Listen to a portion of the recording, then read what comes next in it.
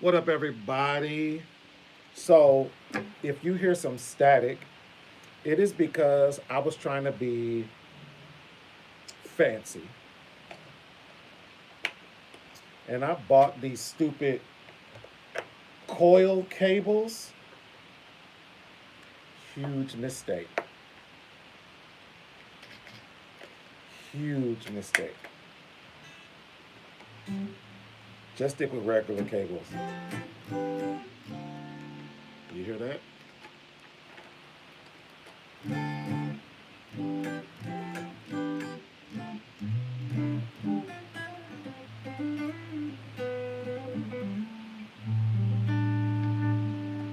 You hear that?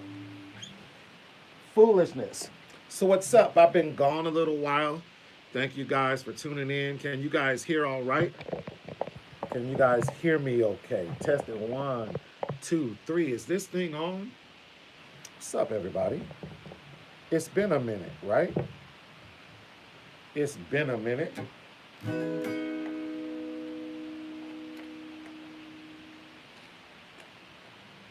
I'm just playing a Squire Telly with humbuckers. Nothing special today, but I love the tone of this guitar.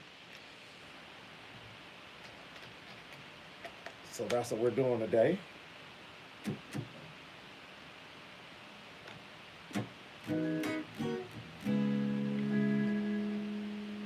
It's a short in this chord.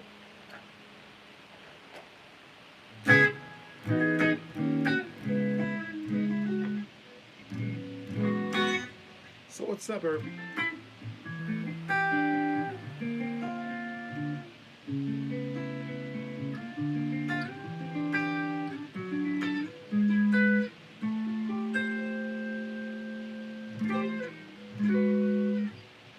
What's up?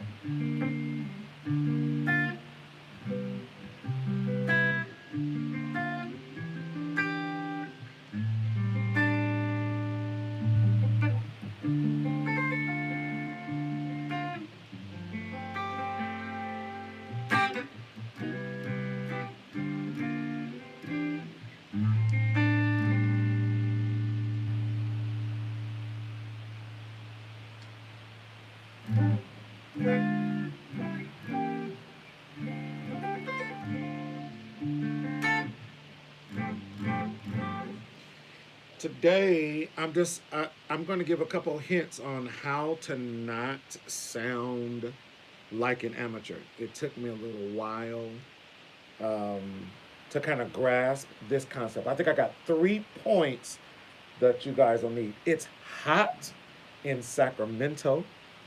So I have been gigging. If you haven't seen already, a couple nights ago we hit at the Crest Theater. Almost 1,000 people in attendance. It was a great concert, great experience opening for a Music Soul Child. I love the opportunity to share in playing my gift or using my gift, and not only that, but making some money at it, making a living at it, and also uh, doing it in front of an audience, sharing it with the world. Man, nothing gives me like more joy than sharing my gift. Um, Thank you guys for the people that have tuned in. You're subscribing. The last time I checked, we're almost at 6,000 subscribers, and I know we're slow walking now. And I kind of think that's cool right now.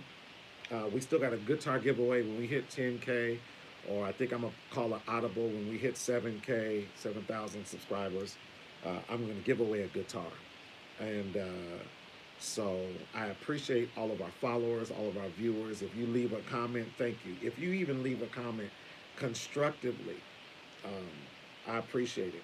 I appreciate everything you guys do to help my channel grow, and keep smashing the like button, keep sending comments. I personally read them all, and I appreciate it. Um, there'll also be some links below this video. You know, the 10 most used chords, the most valuable chords every church guitarist needs. Um, I'm gonna upload a video in just a little while. I can't even say what the video is because people are watching my page. I'm not that important, but they're watching my page. And so I'm gonna make sure when I drop content, I'm giving you guys quality content. Something hit my mind. I was with a few of my students today after we've been in weeks of rehearsal for this show this weekend. Once it goes live, I'll upload it so you guys can see it, with a cat named Joe Levy. Um, Wrote a lot of nice songs a few years back. The records are great. Um, can I just add at this particular point, what really keeps me working is not the flash and the flair. It is not. That is not what keeps me working as a musician. What keeps me working as a session musician, I got songs coming out this weekend, all kind of stuff. What keeps me working is, do I play things that are familiar to the audience? Do I play what the artist recorded on their records? That's important to having longevity and being able to gig and do it full time. They want to hear the music they recorded, not what you feel. Get what I'm saying? Hopefully I'm not talking over anybody's head. They want to hear what they recorded, not what you feel. So, I wanted to talk to my beginner, even somewhat intermediate guitar players. There are three things that keep us sounding as if we're amateurs.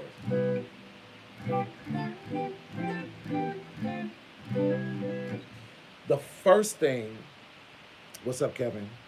The first thing is not being able to go directly to the chord. One tell sign of an amateur guitar player is a person, a male or female, who has to put their finger down to finally make a chord.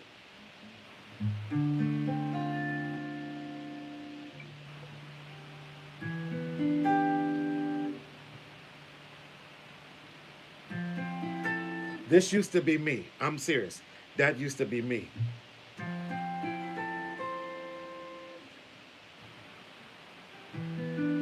First of all, it's cool for beginning, for it's your hobby. When you're playing at church, even if you're playing and you're not getting paid, it is kind of something you're just kind of like doing, lending your gift at church. By the time you set your fingers and play that chord, they're gone. They're away from whatever chord you were studying to try to get there. So one of the exercises that I employ and I am going to highly recommend is a hand shaping exercise. So it doesn't matter if you're doing a major 7, if you're doing a minor 7, if you're doing a minor 11, if you're doing a 7 sharp 9 or 7 flat 5, whatever you're doing. You have to get your hand prepared for that chord. The only way to do it is this exercise. I learned, I think I got it off YouTube, and I'm just sharing it. So this is all free information. It's called the put on, pull off technique. When I get there, that's a major 7, right? Take your hand off, come back, take your hand off, come back, take your hand off, new shape. Take your hand off, new shape. Take your hand off, new shape. So what happens is when I'm bringing my hand back to the neck of the guitar, my fingers are going into position. So before I lay a finger down, they're all kind of ready to go to their place. I want everybody to pay attention to that because that's very important. Everything's ready to go.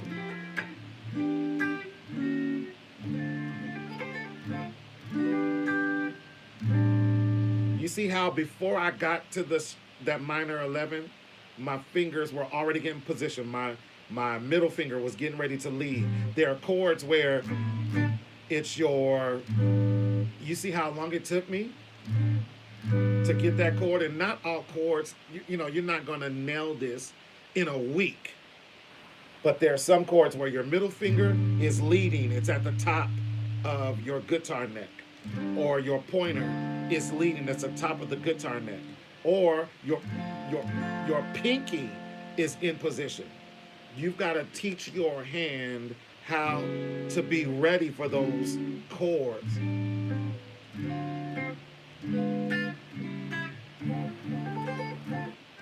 The only way also to do that is with a metronome. I tell my students all the time, a metronome is like having to go get on an airplane. All of us know they're not waiting for you at the airport. You're either going to be there on time or you're going to miss your flight, right? That's what a metronome does. A metronome sticks us to a rhythm that we have to stay with, right? And if I have to stay there, my hand, if I have to be on that rhythm, my hand has to get ready to make that adjustment. If you watch people like Isaiah Sharkey, Jarius Mosey, some of my favorite, Chris Payton, those guys are especially Isaiah Sharkey. Those guys are lightning fast. They're lightning fast, right? But that takes time. You're not going to come out the bag, you know, just nailing stuff. And especially when you're learning more than one shape to the same chord. Like if I do a minor 11, most times I was playing it with my middle finger leading. But now I use my thumb. So it took a while for my hand to get used to that shape. And my major 7s. Now my thumb is using it. So thumb is leading. So I had to get used to that shape. So it's going to take some time. But make a chord, take your hand off, bring it back, make a chord. Not one string. Not that. I need to get some better strap locks. These are ran its course. I can't stand them. Because if you're playing on time, especially in church,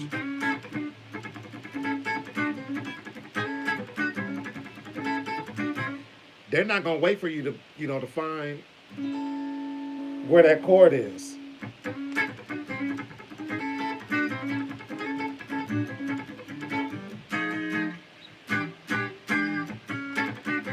Okay? They're not going to wait. So that's one method. Another thing you need to do, and I stress learning strings 6 and string 5 first. A lot of times musicians are going to tell you at least what key they're playing in. And if you don't know if you're playing by ear, God bless you. God bless you if you're playing by ear. But you're going to have to switch one day and know your neck. So that's the point. Know your neck. At least for right now, if you're an intermediate guitar player and you're playing at churches already, at least know what keys of the strings, or at least a lot of times the dots are important on strings 5 and 6. So if somebody says C, I know where we are. And I would add, and I know which runs are minor and which ones are major. So if I'm in C, in my head, I've set a location where major runs are at the top of my C chord. If I'm playing C minor, then that run is at the bottom.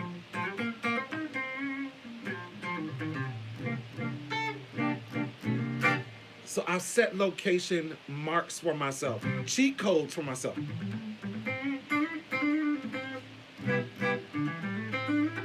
Major, minor.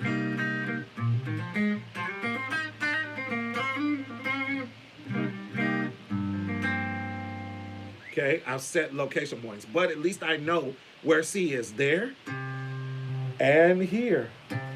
So 5 and 6, the 6th string and the 5th string. There's an exercise I learned,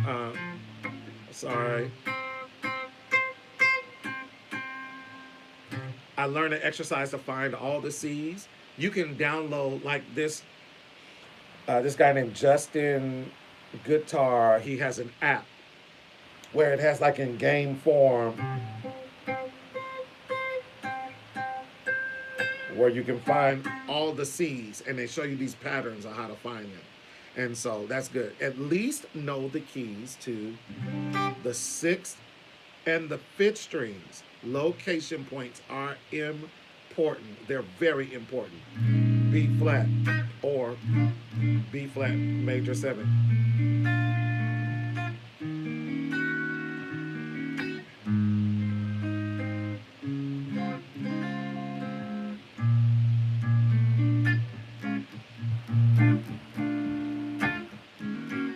That's D, E flat.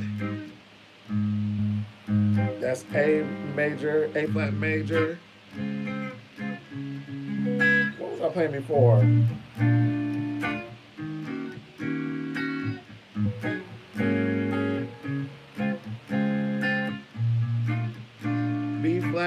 B flat major 7 to an E flat minor 7. That's an A flat 9 sus chord to a D flat. If you noticed, everything was flat. I wasn't saying like this is B flat and then this is G sharp. Especially when you're talking music, you got to keep it consistent. Okay, so know your neck. What's up, Tallahassee? How are you? What's up, Mr. Hogan? So the first point of not sounding like an amateur is that learning the chord, taking your hand off, bringing it back in the chord, bringing it back in the chord, bringing it back. My hand's already ready. I haven't even formed the chord yet, but my hand, I haven't even played it, but my hand's ready to go. You see how my arm turned to make that chord? It is imperative for you to get your hand into making certain shapes. Even when I'm driving my car, sometimes I'm on my steering wheel making chord shapes because I'm getting my hand ready, training my hand that it becomes muscle memory. Some chords will need building. Some chords will need building.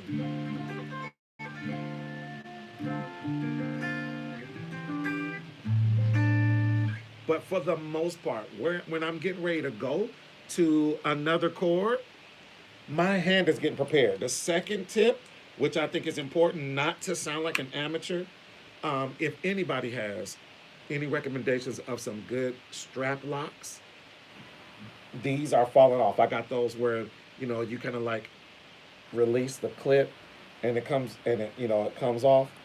These are terrible. I hate them. And I would hate to be playing somewhere and when clap your hands and my guitar hit the ground. I would be so mad. Anyway, put it as a comment. I'd love to hear your thoughts. So, the point number 2 was at least know strings 6 and 5, what those notes are. Even if it's just the dots, except for like when you come to C, C is not a dot. C is a dot on the 5th string, but it's not a dot on the 6th string. Okay, so know where you are. Once you do that, you can expand by learning your scale, which will tell you the number system. 1, 2, 3, 4, 4, 5, 6, 7, 8. I'll do it again. 1, 2, 3, 4, 5, 6, 7, 8. Okay?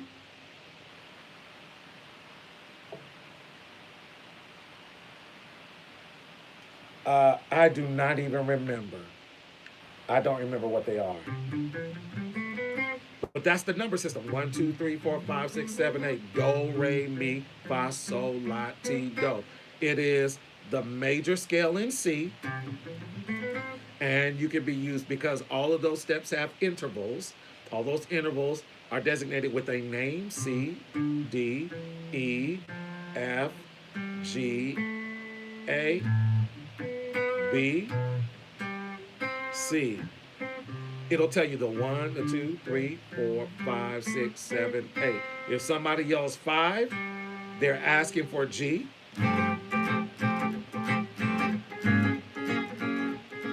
Oh, mercy, mercy me. Oh, things ain't like they used to be. Oh. Learn your number system because some guys will be gracious and they will tell you where you're going. It'll make it easier for you to play the chords, all right? And I couldn't do that a year ago. You have to learn it, okay? I didn't do that. I couldn't do that. I couldn't do that thing a year ago. You have to learn it. So learning your location points is cool. And in that, I said, leave yourself some markers. If I'm playing in D,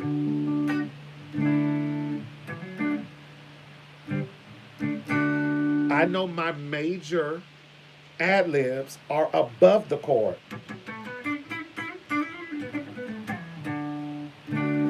I know my minor leads are under it.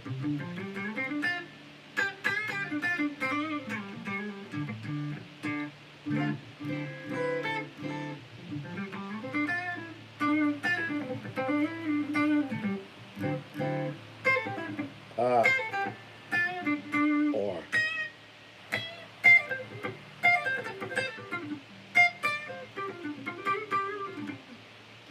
and I'm still trying to get them down. So you may not even be perfect in the beginning.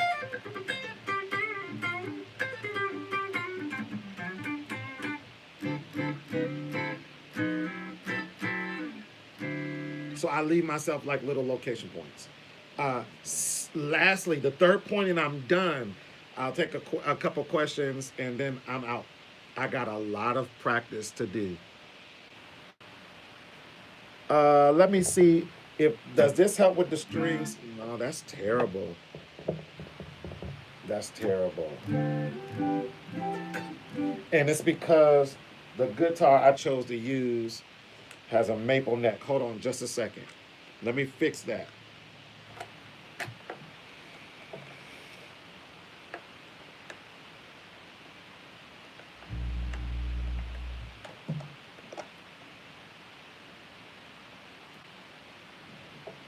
I got you. Hopefully I can get it in tune. This is one of my oldie but goodies.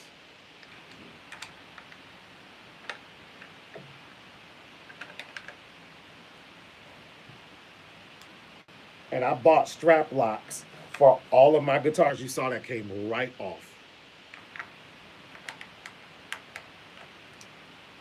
That came right off. Like I cannot have that at a show. That joint came right, it came right off.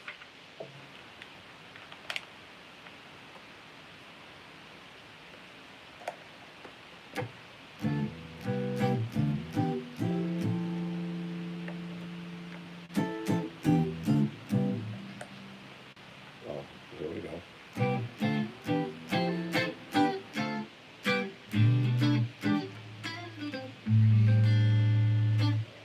That should be better. Is that better? So you can see my neck, the neck of my guitar. So,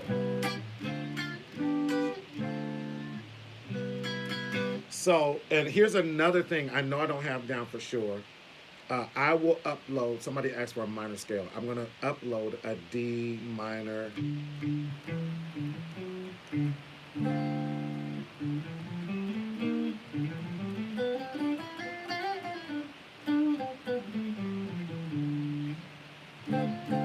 I'll upload a D minor scale. Okay. So I did those 3 points, those 2 points. The third point, which was, thank you. I'm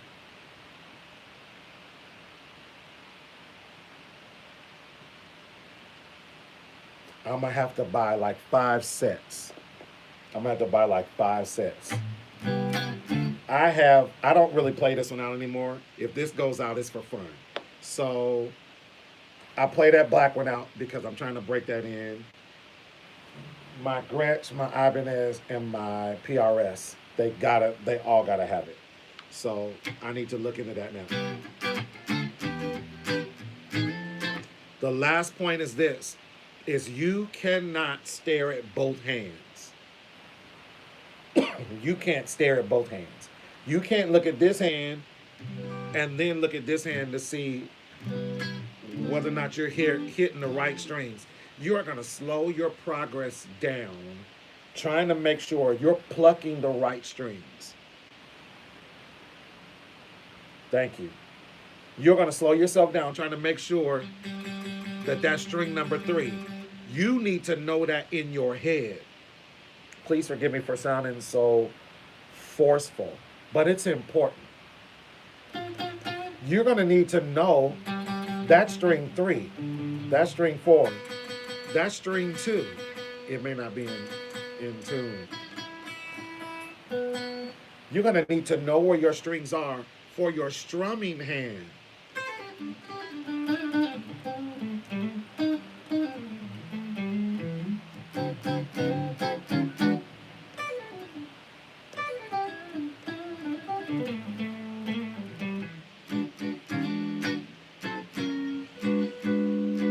Need to know where your strings are. You have to imagine, I tell all of my students, these strings never move. The strings that you're strumming here never move. The strings, however, your fingers are at different places.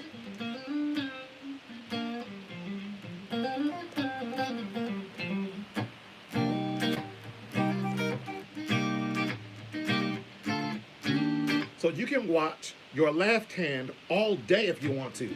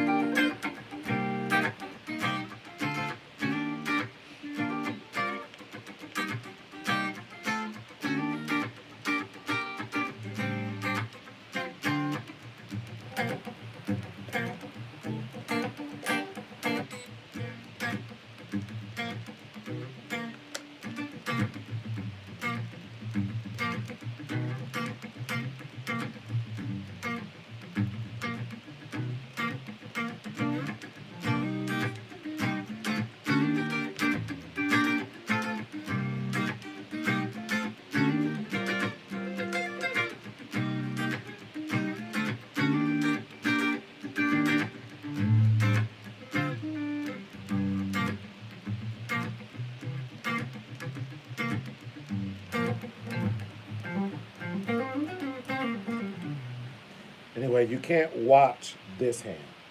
Your strumming hand has to know where it's going to hit, where it's going to be. So you've got to lock that down.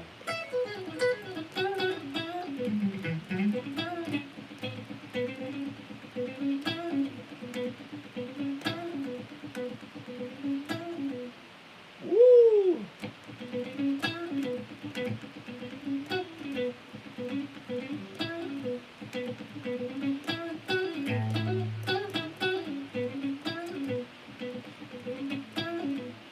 So those are the 3 points. If you missed all 3, go back, check them out. Thank you guys for your input on some good strap locks. I'm in a bunch of rehearsals right now, playing for a few artists. One is getting ready to blow. We open for Keiko Matsui September the 16th. Incredible. Like, God is like opening doors, and I'm incredibly grateful. Opened for Music Soul Child last night. Playing for 3 bands Saturday. Rehearsal tomorrow. 5 hours. I've been in a 5-hour rehearsal every day this week. My stuff is in my car, in my garage. It doesn't leave. My amps, my pedals, they're not leaving my garage or my car. They're in the backseat of my car ready for the next gig. If you ever have any questions, if you're looking for online lessons and you just want help concretizing or solidifying chord progressions, flavor, attitude, what you should play. Church music is different than playing out there with like cover bands and all that stuff. When you're playing with cover bands, they want you to play the part. They don't want you to play what you feel. They want you to play what was played on the record. When you play at church, you can play what you feel. That's a different dynamic. And thank God I've gotten the ability to play in kind of like both worlds. So if you ever want any private tutoring and all that stuff, it comes very inexpensive. I charge $140 a month, which is about $70 a lesson or something like that. But if you get in within 72 hours of seeing this video, and all you gotta do is hit me when you hear it. Just send me an email to TheeChurchGuitarist@gmail.com, and I'll give it to you for $99 a month. That's less than $25 a lesson. It's less than $25 a lesson, and $140 a month is not $70 a lesson. It's more like 35 or so. But it's still, that's very inexpensive. If you want private guitar tutoring, whether it lasts a month, whether it lasts 6 months, a few of my students are playing full-time at churches, being depended on. I'm only going to teach you stuff that's going to help you grow. It's not going to waste your time. It's going to make you better. The Church Guitarist, that's 2 E's, TheeChurchGuitarist@gmail.com. Thank you guys for tuning in. I'm out. Leave me a question. If you got a question or a comment, leave it. I'll read it. I'll read every one. All right? Talk to you soon. Peace. Yes, out.